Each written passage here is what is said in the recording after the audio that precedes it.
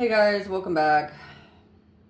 I hope everyone's doing well today. I went out to the gas station and I was sitting here scratching a lottery ticket and still wearing my hat and everything, but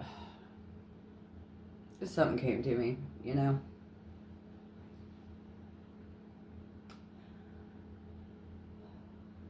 When you go through all of your healing and stuff, you get to the point where you realize the reason for things in your life, right?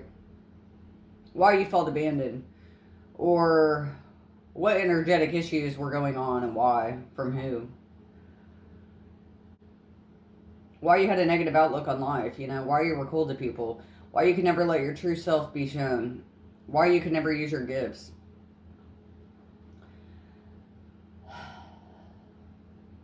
It can be sad.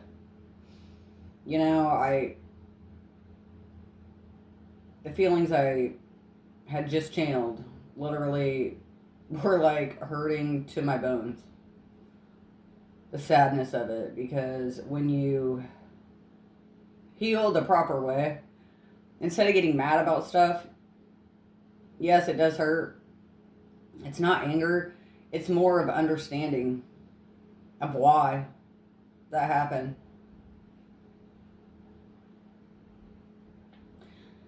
Which can be really hurtful. Then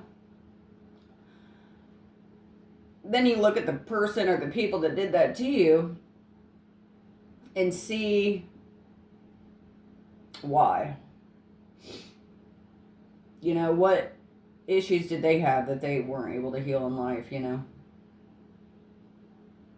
so they just pass that down and affect people underneath them in those ways. Or they're not strong enough to stand up for what's right.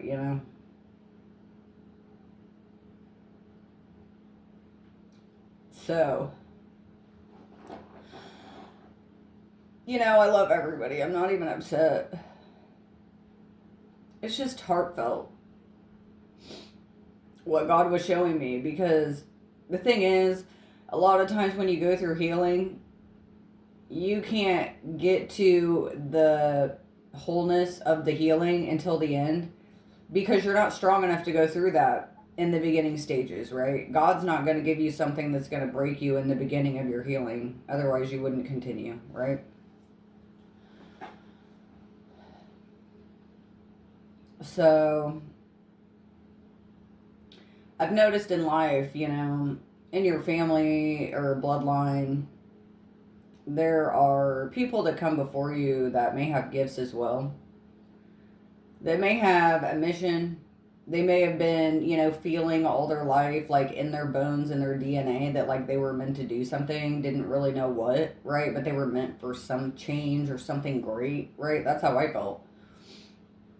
And if the person that comes before you isn't able to conquer that mission, they don't have the strength to do it, they don't do the inner work, they don't listen to God, they don't choose that path, then what they do is they just pass all of that stuff on to the next person, right? That it is supposed to be passed to, right? The mission then goes to the next person in line, okay, that could possibly conquer that. That's why the person that ends up conquering those things in the family carries so much weight. Because they're carrying the weight of all the people before them that could never do that.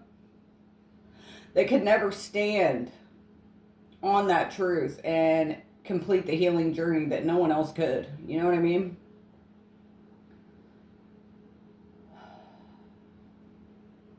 It's kind of a lot. But I'm not upset at anyone before me that could not do that. I'm glad that I came to a place of enlightenment and healing with God, because I couldn't have made it through any of the stuff I did without Him. He's the one that comforted me and cared for me during all of this, all of the hard truths I had to realize and recognize and understand and accept. It was really hard. And I knew this months ago, that the hardest acceptance would be at the end, because that's when I would be able to handle it. And I think we're there. So, I'm not upset at anyone before me that couldn't do it. I wish he could have. I really do. Would have made my life easier, but I'm not mad. I'm happy that I was able to do it. I'm happy that God showed me and woke me up to it and kept me in these bowling bumpers so I could not leave the path. He wouldn't allow me to, ever. Now I see why. Because there's only so many generations that can be unhealed. Someone had to be able to bear the weight on their shoulders, carry the weight of the world, and then heal it. It wasn't easy. But I am proud of myself for doing it. And I am proud that I can see through it. It took a lot. It took a lot of courage and strength and trust in the invisible to get through it. But I did. And I just want to say, I am not upset at anyone before me that couldn't do that. I love you.